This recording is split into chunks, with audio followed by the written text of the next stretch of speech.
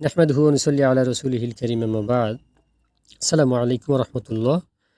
পবিত্র কোরবানির মূল উদ্দেশ্যই হলো আল্লাহর দরবারে নিজের তাকওয়া ও আত্মত্যাগ পেশ করা।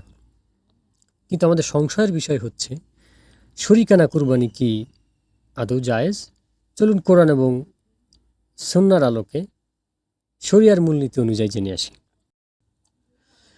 উট ও গরুতে ৭ জন শরিক হয়ে কুরবানি করতে কোনো নিষেধ নেই। রাসূলুল্লাহ সাল্লাল্লাহু আলাইহি ওয়াসাল্লাম থেকে বর্ণিত জাবের ইবনে আব্দুল্লাহ عن جابر بن عبد الله رضي الله عنه قال نحرنا مع رسول الله صلى الله عليه وسلم عام الحديبية البدنة عن 7 والبقرة عن 7।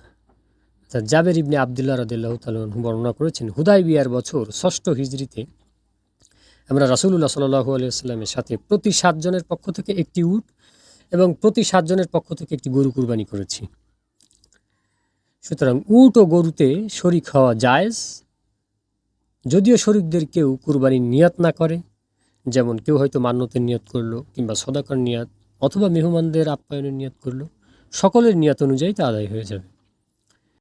উট ও গরুতে ৭ জনের কম সংখ্যক লোকও শরিক হতে পারবে, এখানে কোনো বিধিনিষেধ নেই। কেননা ৭ জন যখন শরিক হওয়া বৈধ, তখন ৭-এর কম সংখ্যা তো বৈধ হবেই, অতিরিক্ত সংখ্যাগুলো, অতিরিক্ত অংশগুলো নফল হিসেবে গৃহীত হবে।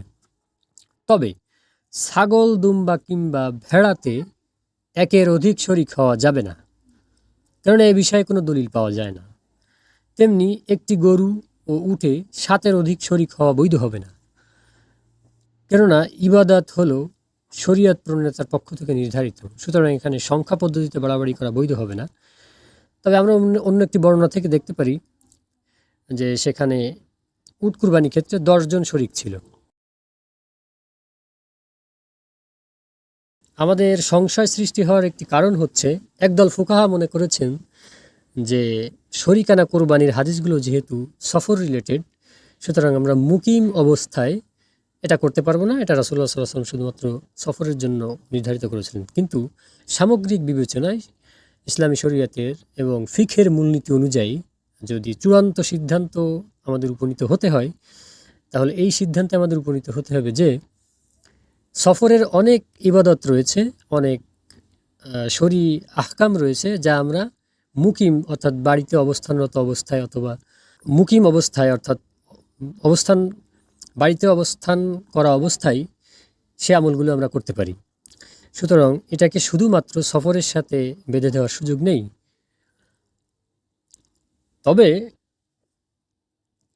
একটি পূর্ণাঙ্গ পশু কুরবানি করাই হচ্ছে সর্বোত্তম। আল্লাহ তাআলা বলেছেন, ফাস্তাবিকুল খায়রাত, তোমরা নেক কাজে প্রতিযোগিতা করো। আল্লাহু তাআলা আ'লাম।